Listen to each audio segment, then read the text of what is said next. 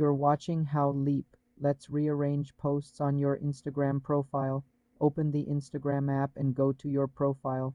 Tap the grid icon to see all your posts. Find the post you want to move. Press and hold on that post until a menu pops up. Select Pin to your profile from the list of options. The post will now move to the very first position in your profile grid.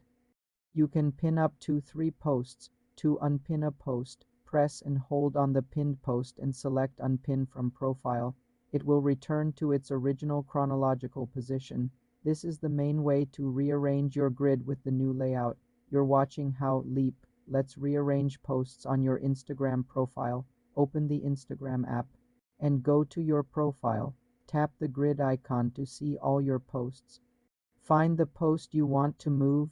Press and hold on that post until a menu pops up. Select Pin to your profile from the list of options. The post will now move to the very first position in your profile grid. You can pin up to 3 posts. To unpin a post, press and hold on the pinned post and select Unpin from profile. It will return to its original chronological position. This is the main way to rearrange your grid with the new layout.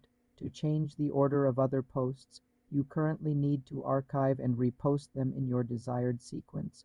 For more simple tech tutorials, subscribe to the channel.